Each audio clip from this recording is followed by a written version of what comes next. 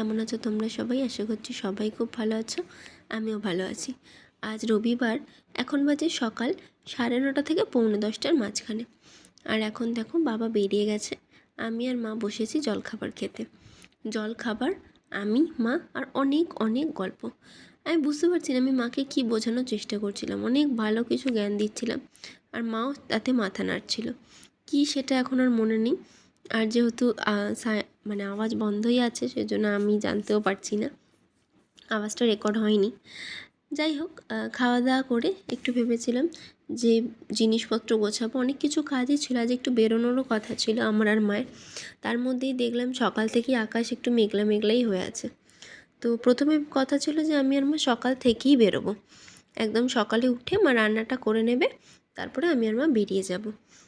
কিন্তু তারপরে ভাবলাম যে না, সকালবেলা উঠেই বেরোবো না, পরে বেরোবো। আসলে এত 2-3 দিন ধরে গরম হচ্ছিলো, তো আমরা ভাবলাম সেই ভয়তেই সকালে বেরিয়ে আর কোনো কাজ নেই, পরে বেরোবো। কিন্তু সকালে উঠে দেখলাম যে ওয়েদারটা বেশ মানে ঠিকঠাক আছে, এরকম নয় যে বেরোতে পারবো না। আর কিছুক্ষণ যেতে না যেতেই তো শুরু হয়ে গেল বৃষ্টি, একদম ঝমঝমিয়ে মুষলধারে বৃষ্টি।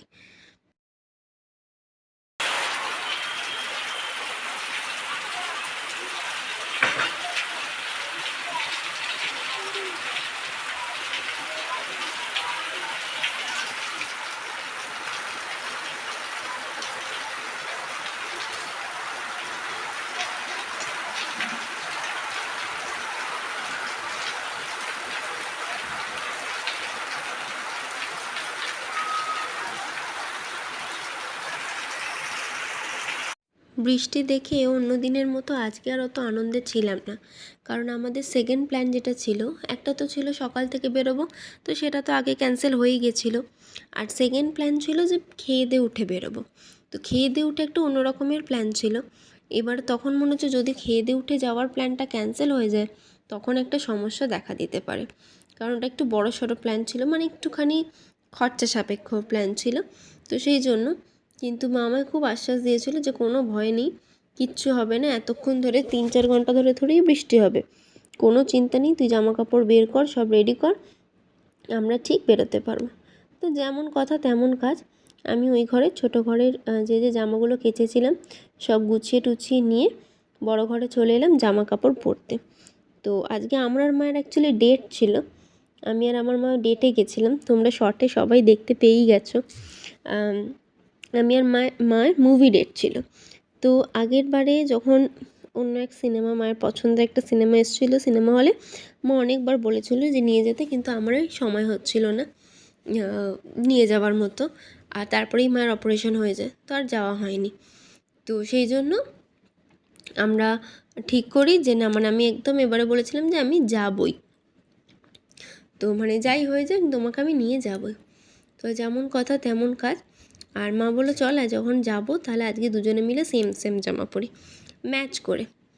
তো আমি বললাম ঠিক আছে চলো, ম্যাচ করে করেই পরি। আর এখানে এখন আমরা রেডি হচ্ছি, আর আমাকে মা বোঝাচ্ছে, আসলে আমরা সিনেমা দেখতে গেছিলাম অ্যাক্রোপলিস মলে, সিনেপলিসে। মায়ের খুব ইচ্ছা ছিল যে মা একটা বড় কোনো হলে মুভি দেখবে, মানে কোনো এরম শপিং মলের কোনো, যেমন পিভিআর আছে, সিনেপলিস আছে, এরম ধরনের কোথাও মুভি দেখবে। তো আমি বললাম ঠিক আছে, তার আমি অ্যাক্রোপলিসে ওটা পেলাম, দেখলাম যে টাইমটা ম্যাচ হচ্ছে, তো তাহলে একটা টিকিট কেটেই নিই, একটা না দুটো টিকিট কেটেই নিই। বাবা আমাদের সাথে কখনোই সিনেমা দেখতে যায় না, কারণ বাবা হলে গিয়ে সিনেমা চলার পরে কিছুক্ষণ চলার পরেই লাইট ফাইট বন্ধ হয়ে যায়, বাবা একদম ঘুমাতে শুরু করে দেয়, সেজন্য বাবা বলে পুরো ওয়েস্ট অফ মানি, আমি যাবো না। তো বাবা কখনোই যায় না, খুব জোর না করলে বাবা যায় না। তো আমি আর মাই বেরিয়ে পড়েছিলাম, মা তো বেজায় খুশি, অ্যাক্রোপলিসে সিনেমা দেখতে যাব। আসলে আমাদের কাছে এই চিন্তা ভাবনা করাটাই একটুখানি মানে অদ্ভুত ব্যাপার, আমরা কখনো এরকম ভাবিই না। তো সেইখানে একটা বড় জায়গায় যাওয়া সিনেমা দেখতে, আর মা খুব করছিল যে যদি দেরি হয়ে যায়, মানে আমি একটু ধীরে সুস্থে রেডি হই, তো ওই জন্য আমি মাকে বলছিলাম তুমি এত চিন্তা একদম করো না, বারাসাত বি গার্ডেনের ওপর ভরসা রাখো, আর যেমন কথা তেমন কাজ। আমরা হয়তো আমাদের টাইম থেকে একটু 10 মিনিট দেরিতে বেরিয়েছিলাম, তারপরে বাস স্ট্যান্ডে গিয়ে শুনলাম আরও 15 মিনিট বাদে বাস ছাড়বে।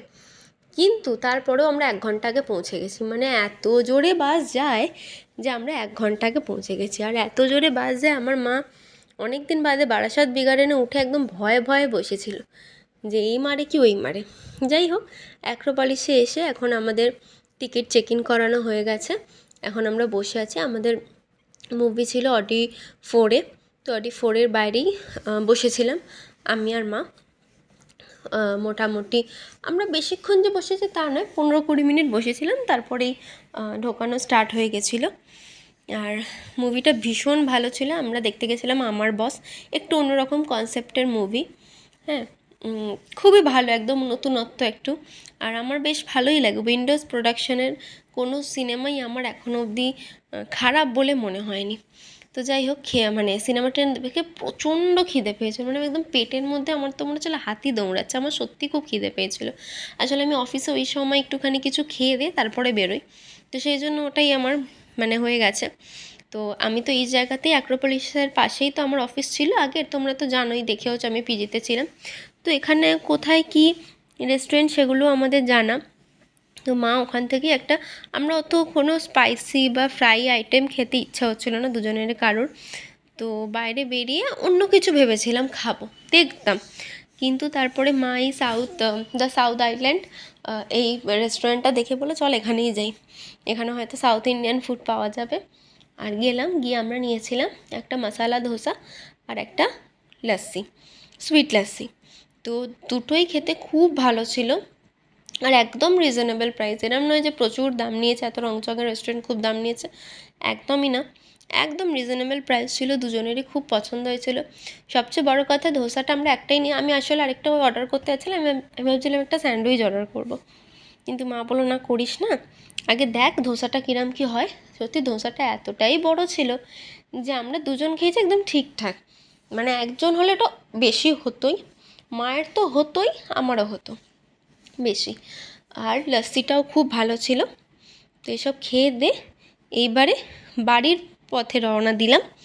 আর সারাটা দিন ভালোই গিয়েছিল, কিন্তু বাড়ি এসে হয়ে গেল এক অদ্ভুতই ঘটনা।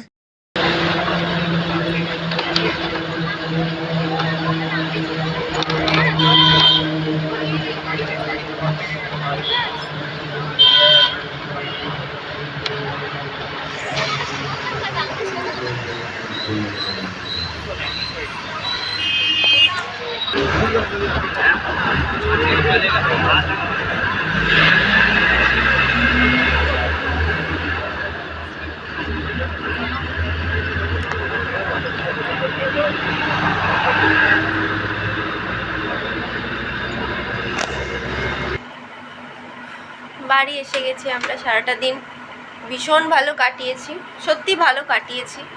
সিনেমাও ভালো দেখেছি, মজা করলাম, বাড়ি এলাম। কিন্তু আমার জীবনে সুখ সহ্য হয় না, আমি এটা দেখেছি বারবার। মানে কিছু একটা ভালো যদি হয়েছে, ব্যাস এমন কিছু নজর টজর লেগে যাবে বা কিছু, আমার জীবনে সুখ জিনিসটা সহ্য হয়ই না। আমি মানে এটা আজ বলে না, আমি প্রতি মুহূর্তে সব সময় দেখেছি। আমি যদি দুদিন ভালো থাকি না, আমার নিজেরই টেনশন হয় যে আমি ভালো আছি, কি হলো বাবা, কেন এত ভালো আছি। এটা আমার সত্যি, মানে আমি কি বলবো, আমার না কোনো ভালো লাগছে না। আমার ব্লগটা মানে করেছি সারাদিন, আমি ভাবলাম না আমি শেষ করি। বাড়ি এলাম যে এবার কথা টথা বলে জামা কাপড় ছাড়বো, এই ঘরে বসে হাসি ঠাট্টা হচ্ছে। আমি ফোনটা রেখেছি, রেখে আমি নেবে লাইটটা জ্বালাতে যাব, দেখলাম ফোনটা পড়লো। কোথা থেকে পড়লো আমি সেটাও বুঝতে পারছি না, কারণ আমি খাটের মধ্যে রেখেছি। পড়লো ঠিক আছে, আমার হাত থেকে পড়েছে, এর আগেও ফোন পড়েছে। চালু করে দেখছে, চালুই হচ্ছে না, ডিসপ্লেটা পুরো খারাপ হয়ে গেছে। আমি দৌড়ালাম তখনই কোলে মার্কেট, এদিক ওদিক সব দিকে দৌড়ালাম। থ্যাংক ইউ টু কুন্তল, ওকেই আমি বললাম যে তুই আমার সাথে চলো, সঙ্গে সঙ্গে গাড়ি নিয়ে বেরোলো। কোথাও আজকে এই মুহূর্তে, এখন বাজে রাত্রি 10:30 যখন এটা হয়েছে, এখন এই মুহূর্তে কিছুই করাটা আমাদের পক্ষে সম্ভব না। যখন হয়েছে তখন বাজে 10:10। সব দোকানেই বললো আজকে তো হবে না, কালকে সোমবার, কালকেও হবে না, ইম্পসিবল, কারণ কালকে মার্কেট বন্ধ, যা হবে মঙ্গলবার। তারপর আমি আবার বাড়ি 4-5টা দোকান খোঁজা হলো সেম। তারপরে যেটা হচ্ছে, আমার সেটটাও অনেকটা পুরনো হয়ে গেছে, এটাও একটা প্রবলেম। যদি নতুন সেট থাকতো, যা ছিল ডিসপ্লে হয়ে যেত হয়তো, কিন্তু আমার সেটটা অনেকটা পুরনো। তো এখন কুন্তল এলো, এসে যে ফোনে আমি ব্লগ করি ওই ফোনে আপাতত সিমটা লাগিয়েছে, কারণ আমার তো একটা কাজের ফোন। যদি আমার ব্লগ করার ফোনটাও পড়তো তাও আমি না একটুখানি যে ঠিক আছে আমি ওটা দুদিন বাদেও ঠিক হলে হবে, কিন্তু আমার কাজের ফোন আমি আমি কথা বলছি, তো আমি কথা বলতে ভালোই লাগছে না। আমি কী করবো, আমি 2 দিন কিভাবে কাজ করব, কি করব, আমার কত ডকুমেন্টস, ফোন ভর্তি ডকুমেন্টস, মেল ফেল তো আমি ওপেন করে নেবো। যা হোক করে আমি হোয়াটসঅ্যাপটা একটা করেছি, জানি না কি হবে। আমি এখানেই ব্লগটা আমি এত, যাই হোক আমি এখানেই ব্লগটা শেষ করছি। মায়ের সারাদিন খুব ভালো গেছে, মায়েরও লাস্ট মোমেন্টে সেই অবস্থা, আমার ওরম দেখে মা আর কী করে ভালো থাকবে। ভালোই লেগেছে, সিনেমা টিনেমা ভালোই ছিল, আর কথা বলতে ভালো লাগছে না। ব্লগ ভালো লাগলে প্লিজ লাইক শেয়ার কমেন্ট আর সাবস্ক্রাইব করো, পাশে থেকো।